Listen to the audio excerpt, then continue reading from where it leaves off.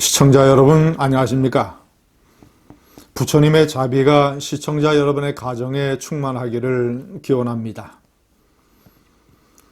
문재인 정권의 초대 경제사령탑을 지냈던 김동연 전 경제부총리가 대선 레이스에 뛰어들 것인가?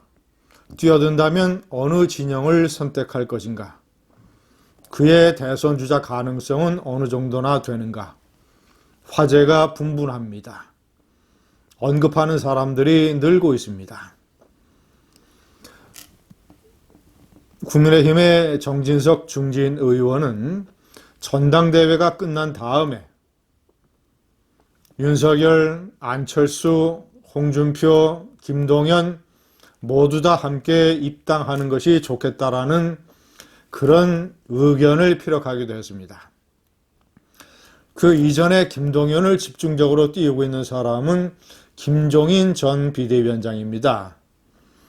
그는 현재 국민의힘과 거리를 두고 외곽에서 움직이고 있습니다. 윤석열 총장과 특별한 커넥션이 진행이 되지 않는 상황에서 김동연 전 경제부총리를 띄우고 있습니다.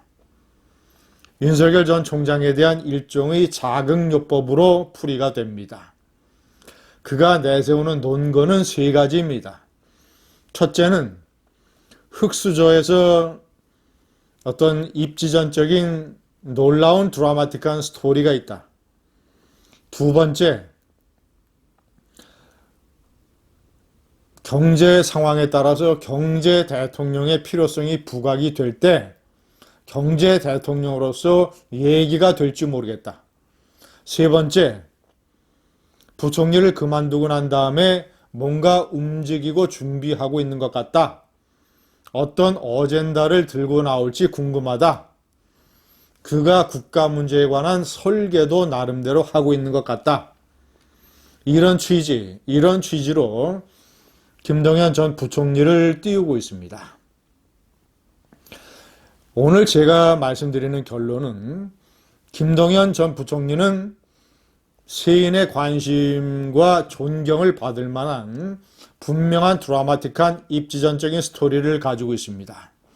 그러나 유력한 대통령 주자가 되기 위해서는 스토리만으로는 턱도 없이 부족합니다.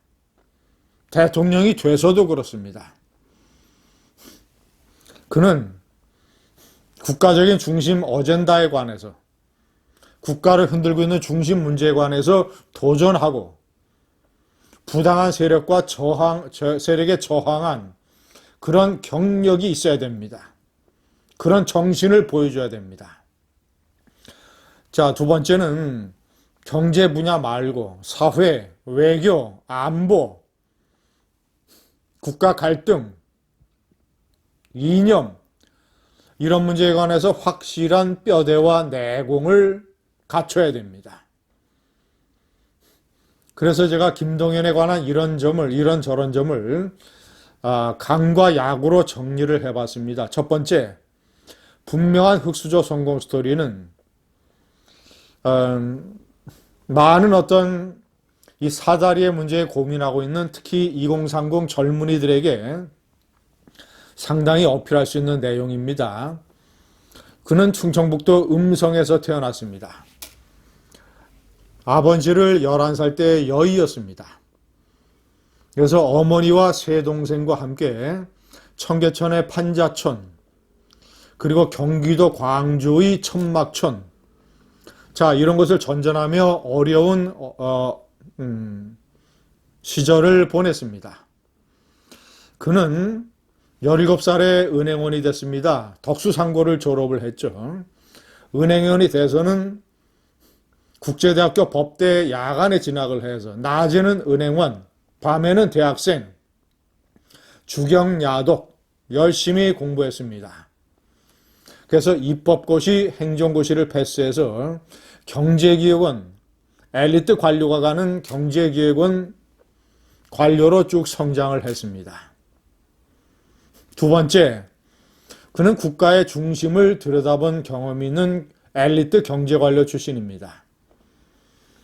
노무현 정권 때는 이 기획예산처의 전략기획관, 아니죠, 경제기획원의 전략기획관, 자, 이것을 맡아서 국가 2030 미래 비전 플랜을 짜는 데 실무적으로 관여를 했습니다. 이명박 대통령 때는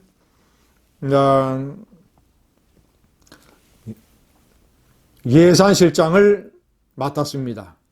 예산실장이라고 하는 것은 국가의 주요 분야를 들여다볼 수 있는 핵심 요직입니다. 박근혜 정권 때는 초대 국무조정실장을 지냈습니다. 문재인 정권에는 경제수석, 그 전에 이제 아주대 총장을 하고 있었는데, 경제수석, 아주대 총장, 그 다음에 경제부총리를 맡았죠. 자, 세 번째, 그러나 이런 경력은 그에게 던져지는 의문을 동시에 수반을 하게 됩니다. 그가 덕수상고 고졸 출신, 마이너 비주류 출신으로서 이런 경제관료 조직에서 아무런 탈 없이 쭉쭉쭉쭉 성장하고 왔던 데에는 그가 조직에 순응을 하고 어떤 이 정권이나 권력의 부당한 측면에 맞서기보다는 그저 좋아하고 화합하고 순응하고 일을 열심히 하는 이런 스타일의 순응된 체질이 아니겠는가? 자, 그렇습니다. 문재인 정권의 반기를 들었다고 하는 장하성 정책실장과 경제 위기, 경제 진단, 경제 정책을 둘러싸고 충돌이 좀 있었죠. 하지만 결정적으로 그가 경제부총리를 그만두는 즈음에 가서야 경제 위기의 문제라기보다는 경제정책에 관한 정치적 의사결정의 위기인 것 같다라고 국회에서 발언을 함으로써 문재인 정권에게 칼을 던지는 그런 이미지를 보였습니다. 그때서부터 우파가 김동연을 주목을 하기 시작한 것이죠. 자, 그러나 이 정도로는 많이 부족합니다. 그는 말도 안 되는 터무니 같은 실질적으로 국내의 경제 위기를 초래하고 문재인 정권 초기에부터 엄청난 논란이 됐던 소득 주도 성장이라고 하는 문재인의 경제 정책을 실무적으로 지휘한 그런 책임이 있습니다. 네 번째, 노무현 전 대통령의 교훈. 노무현도 흑수저 출신이었습니다. 봉화마을에서 가난한 농사꾼의 아들로 태어나서 손바닥만한 집에서 식구들이 둥글면서 자랐습니다. 고시 공부도 앞산 움막에서 했습니다. 그리고 지역 감정을 극복하겠다고 부산에 여러 차례 출마를 했습니다. 이런 스토리를 가지고 있지만, 이런 스토리 때문에 대통령이 될 수 있었지만 그가 대통령이 돼서는 뭘 했습니까? 스토리 외에 능력, 반듯한 이념, 한미동맹을 포함한 국제정치에 대한 이해,